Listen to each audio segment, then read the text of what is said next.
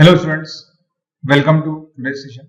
आज से हम स्टार्ट करेंगे प्रोबेबिलिटी। ओके, तो हम क्या करेंगे, जो हम 10th का प्रोबेबिलिटी पढ़ने वाले हैं, तो उसके लिए थोड़े से बेसिक्स इस सेशन में हम रिवाइज कर लेते हैं। थोड़े से क्वेश्चंस भी ले लेंगे हम 9th के, जिससे हमारा 10th बहुत इजी हो जाए, हमको समझ में आए एग्जैक्टली होता क्या है। तो start from the basics start कर रहे हैं। देखो, पहले तो हम समझ रहे हैं प्रोबेबिलिटी मतलब क्या है। किसी कोई इवेंट ऑकर होना, कोई चीज होना, है ना, कोई इंसिडेंट होना, उसकी पॉसिबिलिटी क्या है। ठीक है, ये मेजर करने का जो एक मीडियम है, एक तरीका है, उसको हम प्रोबेबिलिटी कहते हैं। जैसे कि विराट कोहली के कितने परसेंट चांसेस है ना, विराट चांसेस टू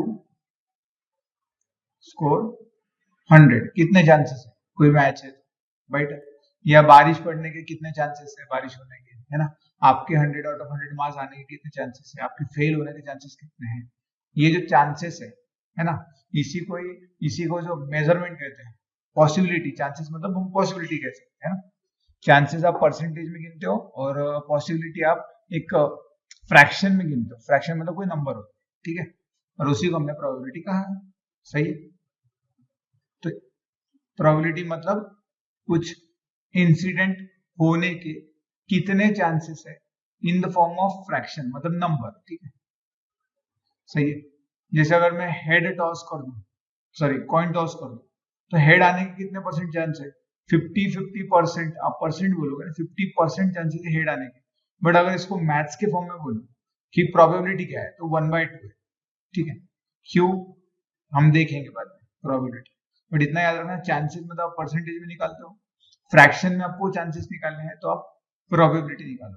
ठीक है, अब प्रोबेबिलिटी को अगर आप 100 से मल्टीप्लाई कर दो, तो आपको मिल जाएगा आपका परसेंटेज ऑफ चांसेस कोई इवेंट ऑकर होने की, राइट। ठीक है, इवेंट मतलब कोई चीज होना, कोई चीज घटना। ठीक है, उसको हमने इवेंट कहा है, इवेंट।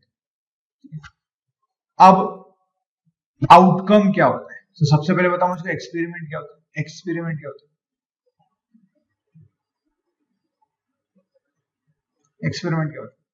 अगर कोई चीज मैं करना स्टार्ट करूं, बराबर है, कोई चीज मैं करना शुरू करूं, बट मैं उसको कॉशियसली कर रहा हूं और मैं उसका रीडिंग भी ले रहा हूँ। रीडिंग मतलब मैं दिमाग में रख रहा हूँ, मैं उसका स्टडी कर रहा हूँ। कोई चीज अगर कर रहा हूँ, फॉर एग्जाम्पल मैं ऐसा स्टडी करूँ कि आपको मैं खिलाते जाऊँ चॉकलेट्स, कितनी चॉकलेट्स खा सकता है सूरज, कितनी चॉकलेट्स खा सकता है, खा खा खा।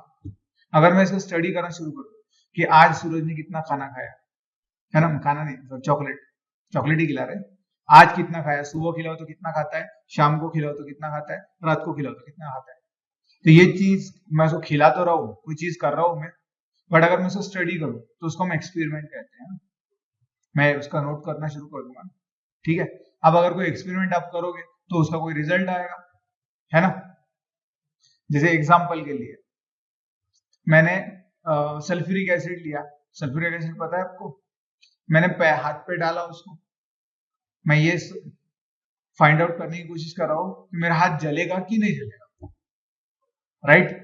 तो ये तो एक्सपेरिमेंट हुआ कि मैंने मेरे हाथ पे सल्फ्यूरिक एसिड डाल दिया। वैसे डालूंगा नहीं, मैं होशियार हूं, मैं नहीं डालूंगा। क्यों डालूंगा, ना आप डालोगे। तो अगर मेरा हाथ जल गया तो मेरा एक्सपेरिमेंट का रिजल्ट आएगा, हाँ भाई सल्फ्यूरिक एसिड को अब हाथ पे डालो तो जल जाता है।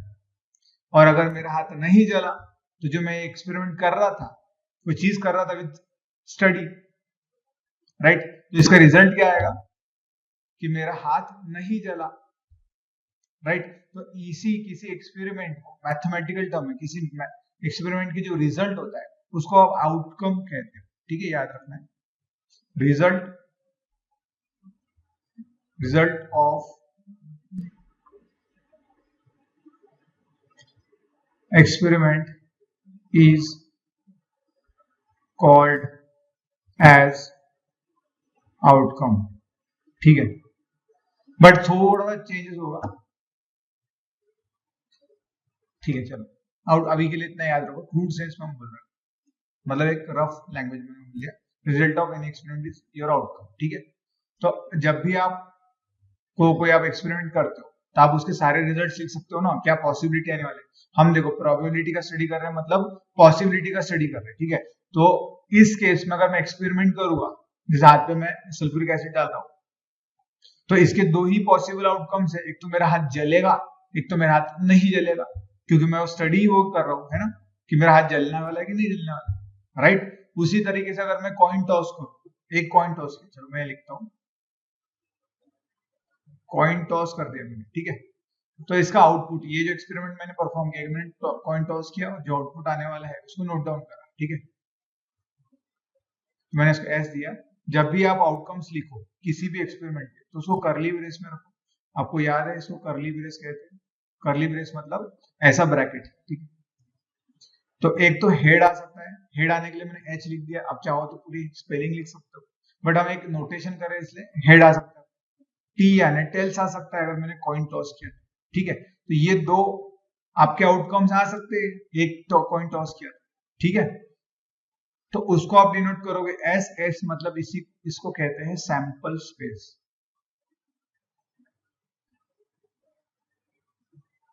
सैंपल स्पेस, सैंपल स्पेस का डेफिनेशन क्या लिख सकते हो, इट इज टोटल या कलेक्शन ऑफ और set of total, set set set set मतलब कॉमा कर करके लिखना शुरू कर दो, set of total outcome of N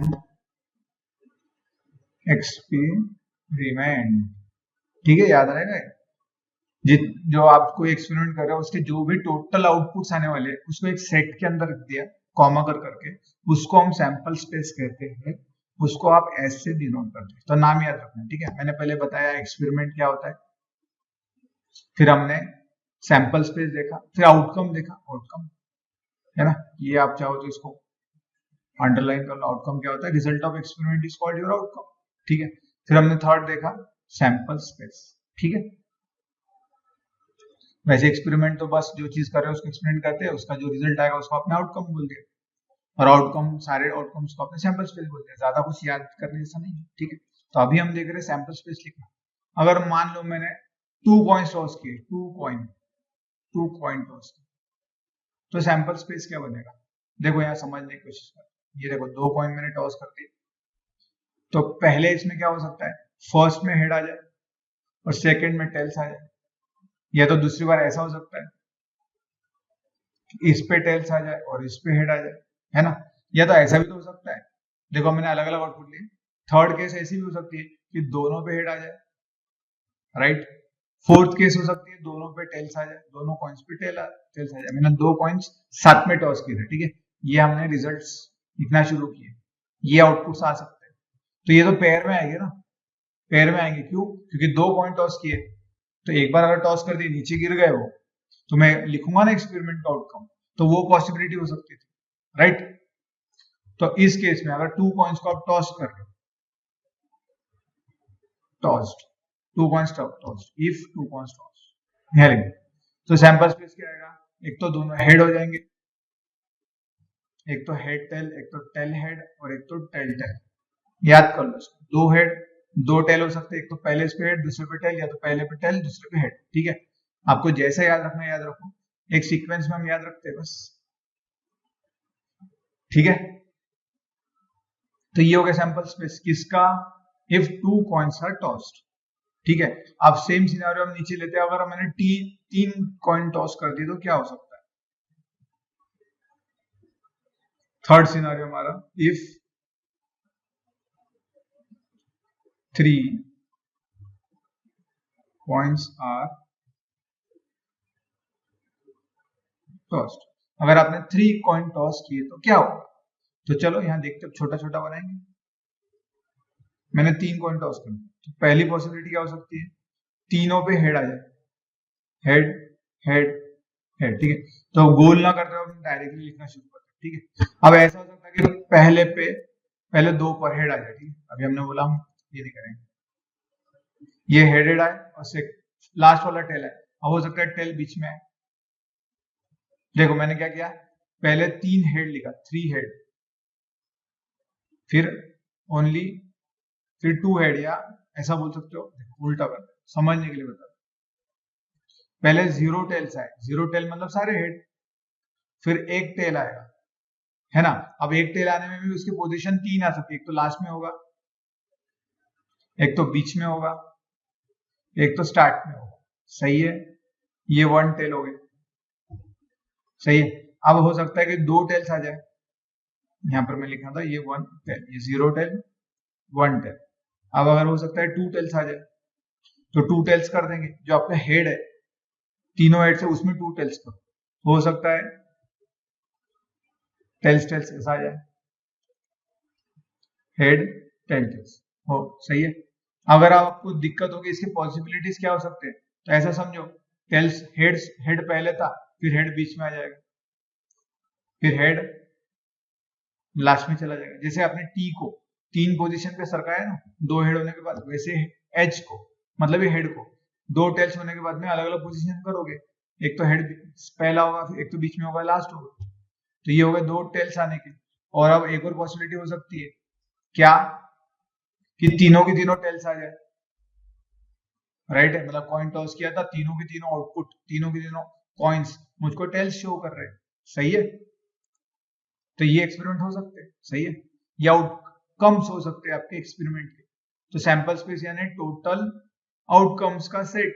तो क्या क्या था, पहले हो सकता था तीनों पे हेड आ जाए, फिर आ जाए एक टेल्स, यहाँ जीरो हेड है, यहाँ पर एक टेल है, बस इसको फिर बीच में रखेंगे टी को, पहले यहाँ आया फिर बीच में आया, अब स्टार्ट में आएगा, सही है। अब मैं नीचे लिख रहा हूँ, वैसे तो आपको एक लाइन में लिखना है, जगह नहीं इसलिए मिटाना पड़ेगा। फिर क्या हो सकता है, दो टेल्स आ जाएंगे, अब बस एच को बीच में रखूंगा मैं, और फिर लास्ट में रख दूंगा एच को, और अब हो सकता है कि तीनों की तीनों टेल्स आ जाए, बस। तो टोटल नंबर की टोटल आउटपुट्स की पॉसिबिलिटी कितनी थी, 8 आउटपुट्स आ सकते थे, देखो ना, ये 1 2 3 4 5 6 7 8, ठीक है।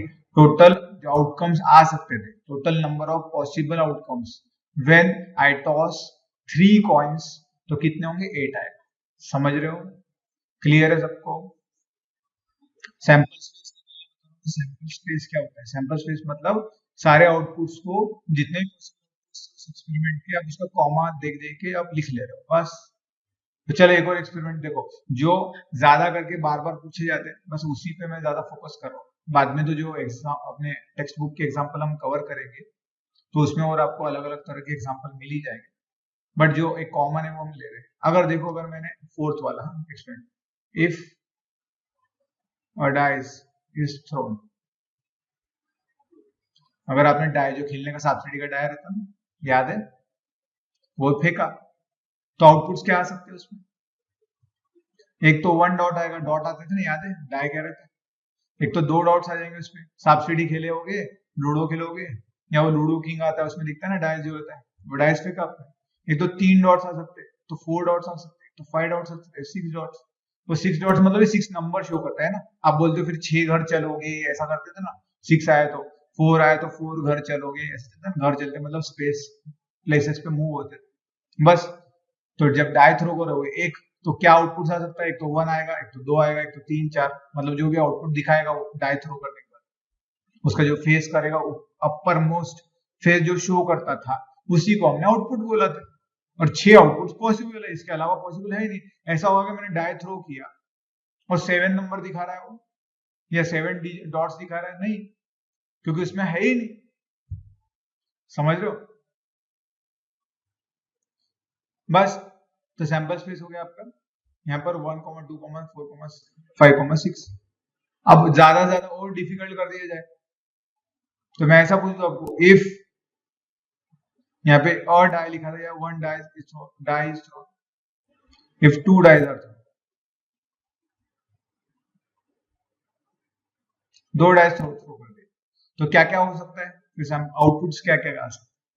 पहले वाला समझ लो 1 डिजिट आपका शो किया है, तो सेकंड वाला आपको एक तो 1 दिखाएगा, मतलब पहला देखो ये 2 ऊपर देख रहे, पहले वाले को 1 फिक्स कर दिया, पॉसिबिलिटी निकाल रहे ना, तो ये क्या दिखा सकता है आपको, 1 2 3 4 5 6, तो मेरे को कॉम्बिनेशन लेने पड़ेंगे 1,1 1,2 1,3 1,4 1,5 1,6 ऐसे। फिर हो सकता है ये 2 आ जाए, बाकी के ये चेंज होते जाएगा, फिर 2,1 2,2 2,3 ऐसा लेना है। सही है, आपको टोटल आउटपुट्स मिल जाएंगे। और अगर आपको ना समझ में आए तो कुछ नहीं करना है, फर्स्ट वाला फिक्स करना पहले 1, फिर दूसरे वाले को चेंज करते जाना। समझ रहे हो? देखो मैंने लिख लिया, थोड़ा बड़ा ब्रैकेट बना देता हूँ, सारे आउटपुट्स आ जाए इसके अंदर। ठीक है, अब 1 देखो 1 फिक्स किया, सेकंड वाला 1 2 3 से 6 तक लेकर गए, ये हो गया। फिर हो सकता है फर्स्ट वाला 2 पता है, तो ये पॉसिबिलिटीज हो सकती है। समझ रहा है? देखो कॉमन सेंस से ज्यादा एक्सप्लेनेशन क्या दे इसमें। सही है। और हो सकता है पहला वाला 3 दिखाए और बाद में फिर पॉसिबिलिटी हो जाए 3,2 3,3 3,4 3,5 3,6, या जाए 4,1 4,2। समझ रहा है? देखो मैं पहले 1 2 3 रखा, इसमें कॉलम में दिखेगा आपको 1 2 3 और रोज में दिखेगा सेकंड वाला चेंज हो रहा है बस। 4,3 4,4 4,5 एंड 4,6 ऐसा हो सकता है। तो 5,1 5,2 5,3 5,4 5,6 या 5,7। सही है? क्लियर है? अब क्या करना है, आपको सिर्फ और कॉमा दे देना है, क्योंकि आउटपुट से ना, ये एक आउटपुट आ सकता है, दो डायस थ्रो कर रहे हो तो ये एक आउटपुट है, ये एक आउटपुट है, ये एक आउटपुट है। आउटपुट्स को सेपरेट भी करना है ना कॉमा से, तो कॉमा भी लगाना है इसमें। ठीक है?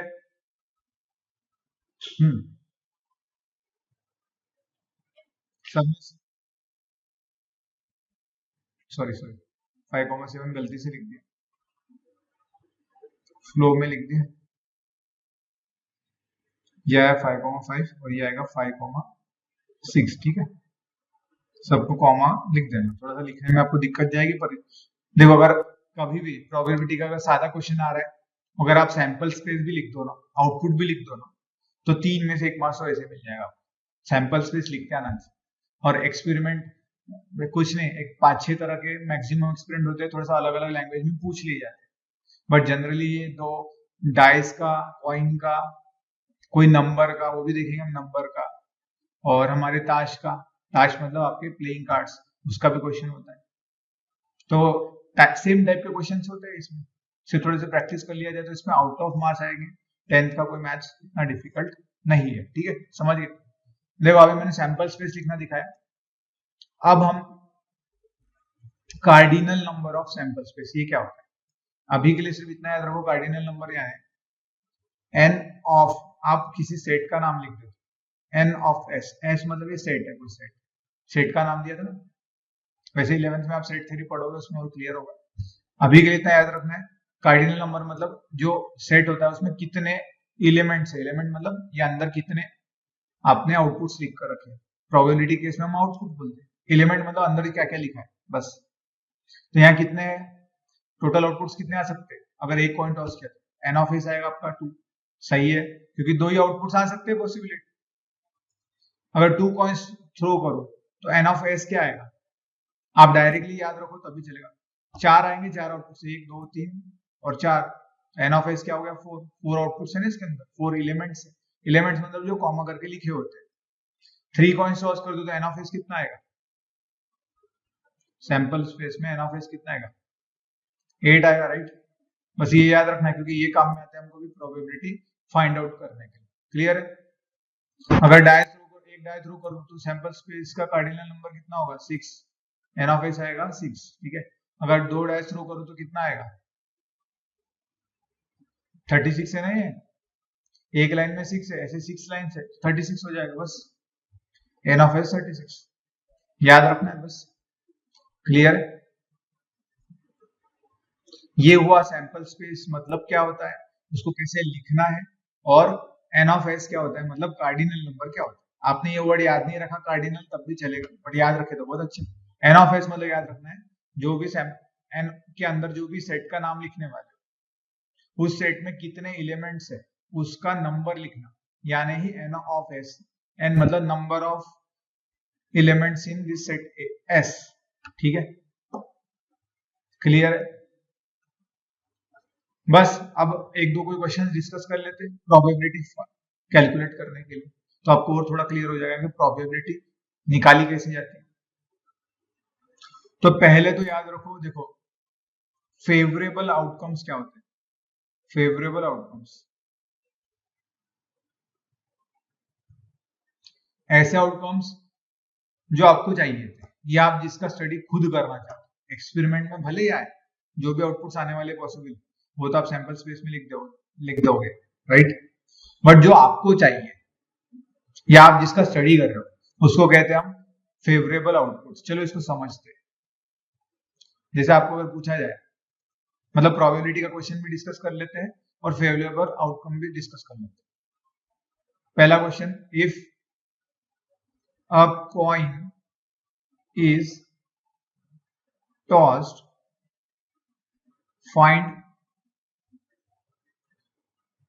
probability of getting head। अगर आपने एक कॉइन टॉस किया तो प्रोबेबिलिटी निकालो हेड आने की, ठीक है। तो आप किसके बारे में डिस्कस कर रहे हो, क्या फाइंड आउट करना है आपको, हेड, हेड की प्रोबेबिलिटी। तो यही आपका क्या होगा, फेवरेबल आउटकम, ठीक है। हेड जो जिसके बारे में क्वेश्चन पूछा गया है वो है आपका फेवरेबल आउटकम, ठीक है। तो पहले तो सैंपल स्पेस लिखना है। देखो कभी भी ऐसा क्वेश्चन है प्रोबेबिलिटी का, सॉल्यूशन लिखोगे, 9th में पढ़ चुके, फिर भी मैं आपको रिवाइज करवा रहा हूँ फटाफट। तो क्या करना है आपको, पहले तो सैंपल स्पेस लिखना है। सैंपल स्पेस में आप क्या लिखोगे, जो भी पॉसिबल आउटपुट्स है। अगर एक कॉइन टॉस किया जाए तो क्या आउटपुट्स आ सकते हैं, हेड कॉमा टेल। फिर इसका एन ऑफ एस लिख लो, कितने हैं, 2, ये काम का है हमारे। इसके बाद सेट ए में लिखो, एक सेट ए नाम ले दे। एक क्वेश्चन है तो ए लेना, अगर दूसरा क्वेश्चन और पूछा जाता तो हम बी लेते हो, ठीक है, वो तो हम आगे देखेंगे। ए ले लिया और अब पूछा है कि हेड आने की प्रोबेबिलिटी निकालना है। तो जो आपको फेवरेबल आउटकम है उसका जो सेट है उसको हमने ए से बताया। आपको किसके बारे में डिस्कस कर रहे हो, किसके बारे में स्टडी कर रहे हो, हेड के बारे में, तो सिर्फ हेड लिख दोगे क्योंकि एक ही है ना। और इसका क्या आएगा, एन ऑफ ए। इसमें कितने एलिमेंट्स है, ये एक ही है ना, एन ऑफ ए 1 आ गया, समझ गया। अब मैंने ऐसा लिखा P ऑफ ए, इसका मतलब है प्रोबेबिलिटी ऑफ ए, मतलब ये प्रोबेबिलिटी ऑफ हेड ऑकरिंग, यही तो फाइंड आउट करना था, प्रोबेबिलिटी ऑफ गेटिंग हेड। तो P ऑफ ए का मतलब ये हो गया प्रोबेबिलिटी ऑफ हेड, ठीक है। क्यों, क्योंकि यहां पर ए क्या डिनोट कर रहा है आपका, हेड डिनोट कर रहा है, ठीक है। तो उसके लिए फॉर्मूला याद रखना है। अगर आपको P ऑफ ए निकालने के लिए कहा है तो आप कुछ नहीं करोगे, N ऑफ ए निकालोगे। जिसका भी प्रोबेबिलिटी निकालना है उसको पहले N ऑफ ए लेना है और उसको हमेशा डिवाइड कर देना है N ऑफ S से, ठीक है। जिसका भी प्रोबेबिलिटी निकालना है, ये P मतलब प्रोबेबिलिटी ऑफ ए, उसका N ऑफ ए लेना है, N लेना है, जो भी यहाँ A है A, यहाँ B रहता B लेता, और उसको N ऑफ S से डिवाइड करना, ठीक है। तो चलो बताओ फिर P ऑफ ए क्या आएगा, N ऑफ ए आपने अभी क्या निकाला 1, N ऑफ एस क्या निकाला 2, बस रख दो 1/2, यही होगी आपकी प्रोबेबिलिटी ऑफ ए, मतलब प्रोबेबिलिटी ऑफ हेड। आप डायरेक्टली यहां फिर आंसर में लिख लेना। Therefore probability of getting head when one coin is tossed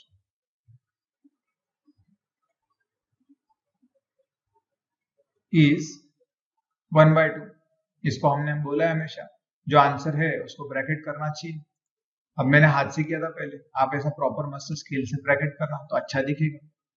clear है, सिंपल है।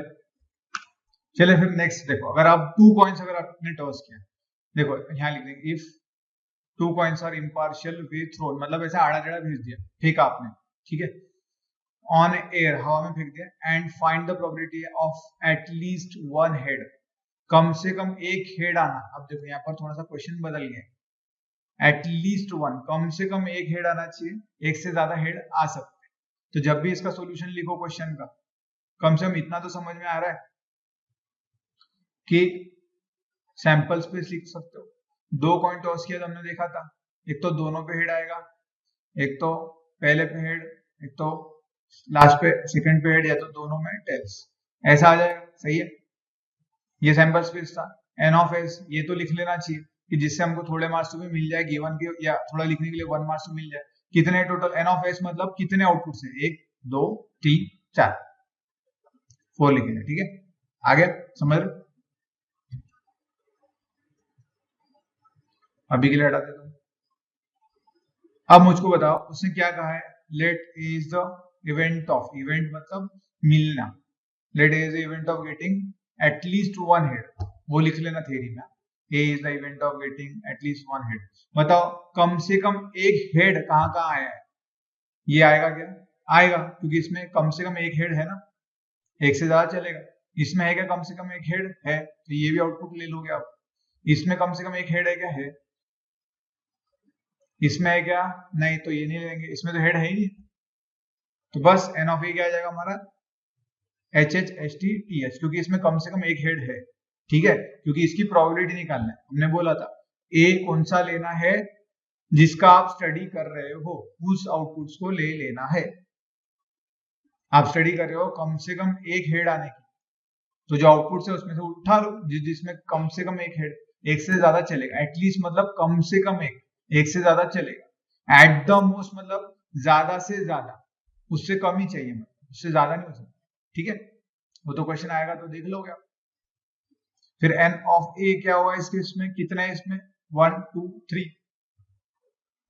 एन ऑफ ए भी मिली है आपको, आपने एन ऑफ एस भी फाइंड आउट कर लिया है। बस probability of A find out करना है। प्रोबेबिलिटी ऑफ ए क्या रहेगा आपका, प्रोबेबिलिटी ऑफ गेटिंग ए मतलब probability of getting at least one head. सही है ना, इसके लिए मैंने भी फॉर्मूला लिखवा के दिया था। जो भी यहाँ ए है उसको एन ऑफ लगा लेना, उसके एन ऑफ से उसको एन ऑफ एस से डिवाइड कर देना। एन ऑफ ए क्या है 3, एन ऑफ एस क्या है 4, तो प्रोबेबिलिटी क्या होगी आपकी पी ऑफ ए 3/4। देखो इसका मीनिंग समझो, मतलब अगर मैं कॉइन टॉस करूंगा दोनों, तो 4 में से 3 बार पॉसिबिलिटी है कि कम से कम एक हेड आ जाएगा, बराबर है। ऐसा समझो अगर मैंने 4 बार दो कॉइन टॉस किए, तो 4 में से 3 बार मुझको ये आउटपुट मिल जाएगा, क्या? एटलीस्ट वन हेड आ जाएगा। ठीक है, जो भी मेरा रिजल्ट होगा, समझ रहे हो? या 100 से मल्टीप्लाई कर दो, 75% चांसेस हो जाएंगे एटलीस्ट वन हेड आने के। ओके, चलिए तो अब इसी को, अगर इसी में आपको पूछा जाता कि फाइंड द प्रोबेबिलिटी ऑफ, ये फर्स्ट दे दिया जाता आपको, इसी में सेकंड दे दिया जाता कि एग्जैक्टली वन टेल्स आने की प्रोबेबिलिटी निकालो, और सेकंड थर्ड क्वेश्चन इसी में आ जाता आपको। देखो एक ही इसमें 2 कॉइन टॉस किए थे और 3 क्वेश्चन पूछे गए। ठीक है, एट द मोस्ट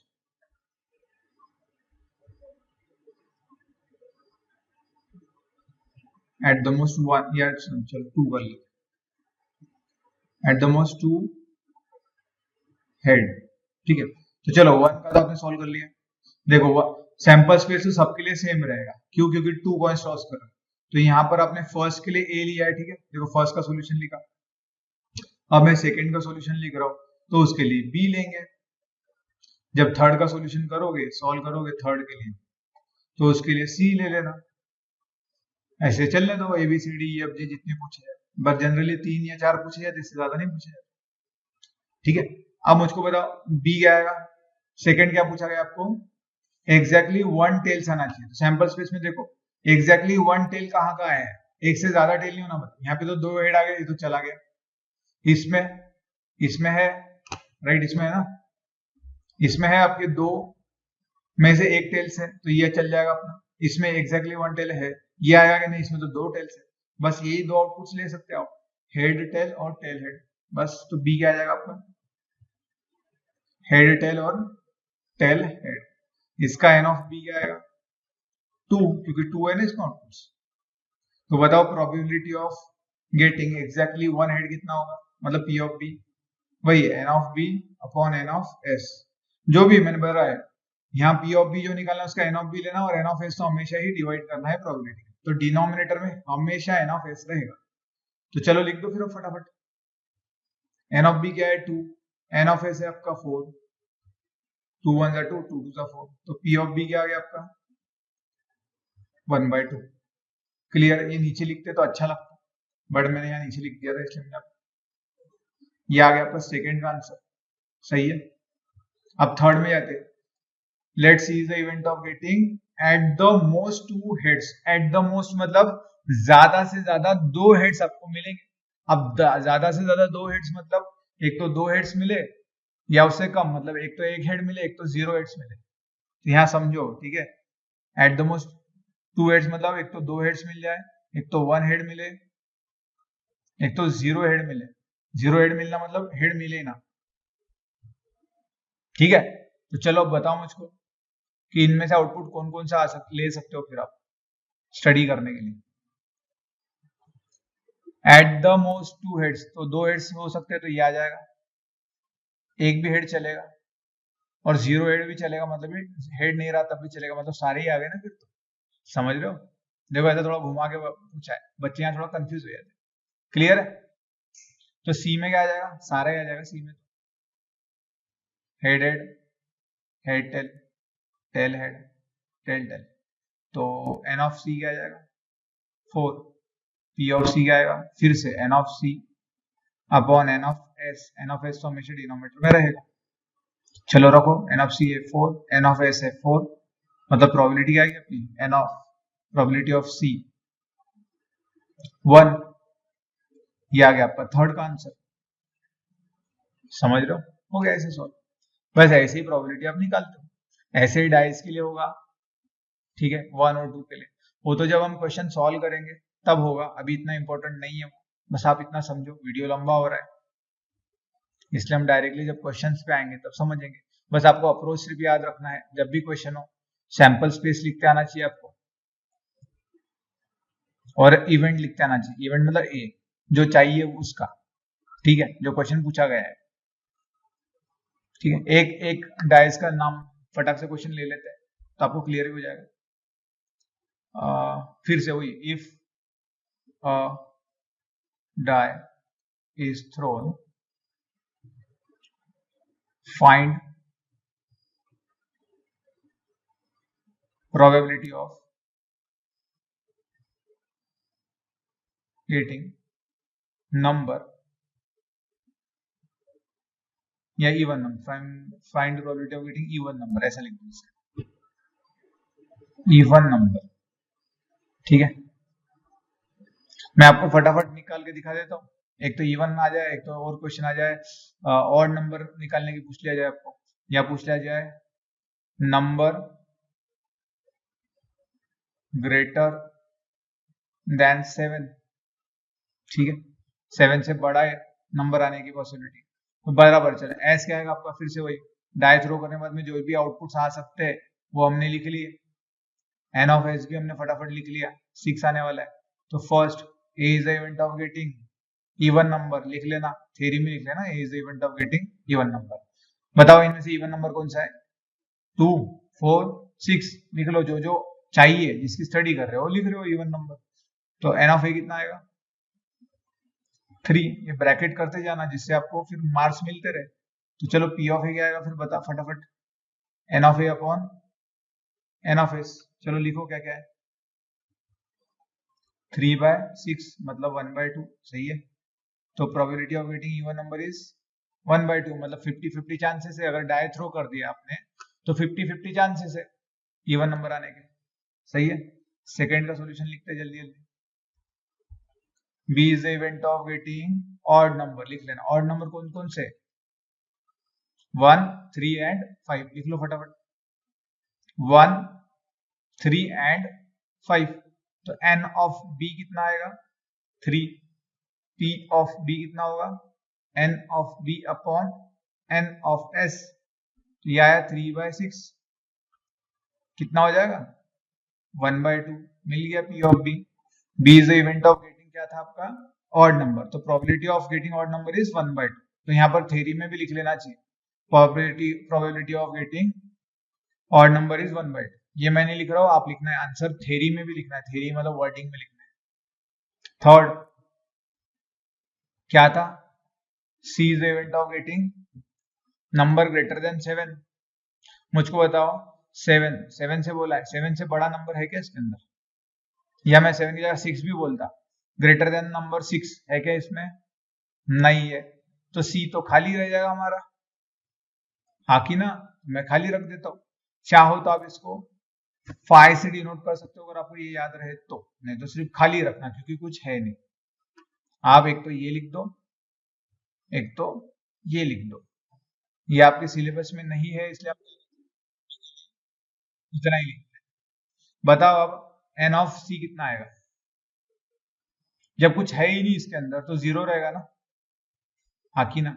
तो बताओ प्रोबेबिलिटी ऑफ C क्या आएगा फिर, n of C upon n of S, ये है 0 अपॉन 6, 0 अपॉन एनीथिंग कितना आता है, एक्सेप्ट 0, 0 आएगा.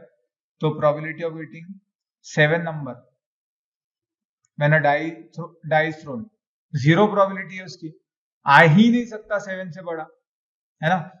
Probability of getting number greater than 7 when a die is thrown is 0. Simple. अगर आपको क्वेश्चन ऐसा पूछा जाता है इसमें कि find a number greater than 3, तो आप क्या लेते, C में 4 5 6 लेते. फाइंड द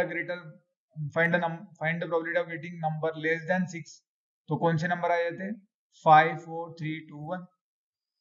सही है, बस ऐसे निकाल लेना है. बस आप हमेशा ये ए के पहले कोई भी आप ले रहे हो, जैसे हमारा फर्स्ट था अ coin is toss find the probability of getting head, तो ए लिखने के पहले आप सिर्फ इतना लिखना चाहिए, अपने थोड़े से मार्क्स बढ़ जाएंगे. Let A is the event of, जो भी है गेटिंग हेड, जो पूछा था वो लिख लेना है बस ए के बाद लिखना. जैसे आगे अगर हम क्वेश्चंस में जाए तो ये पूछा था, देखो हमने ए किसके लिए माना था, एटलीस्ट 1 हेड, यहां हम क्या लिखेंगे, ए इज द इवेंट ऑफ क्या, ये क्वेश्चन लिख देना, गेटिंग एटलीस्ट 1 हेड, बस इतना लिख देना. आगे बी के लिए लगाओगे, B is the event of getting exactly 1 tails. C के लिए क्या लिखोगे, यहाँ C is the event of getting at the most 2 heads, बस इतना लिखना है आपको थ्योरी, बाकी तो आपको सिंपल है. ठीक है, कि हमारी मार्क्स कटने की गुंजाइश कहीं ना रहे और लिखते वक्त एकदम प्रॉपर लगे. राइट, तो बस आज के लिए इतना ही. नेक्स्ट क्लास तक आपको सिर्फ क्या करना है, ये सारे पांचों हमने जो बोला है एक्सपेरिमेंट्स, उसके सैंपल स्पेस, उसका इंटरफेस लिखो, मन से लिख कर देखो, याद करके. पहले 1 कॉइन टॉस किया तो क्या आता है, 2 कॉइन टॉस किया तो क्या आता है, 3 कॉइन टॉस किया तो क्या आता है, फिर एक डाई थ्रो किया तो क्या आएगा, 2 डाई थ्रो किया तो क्या आएगा. उसके बाद एक एक क्वेश्चन फिर से सॉल्व करके देखो.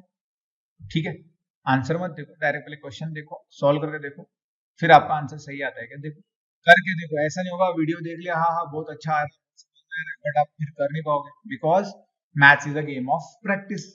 ठीक है, सो सी यू इन नेक्स्ट क्लास. आगे का पढ़ेंगे, 10th स्टैंडर्ड का स्टार्ट करेंगे हम, ये तो 9th का रिविजन था. ठीक है, तो तब तक के लिए थैंक यू.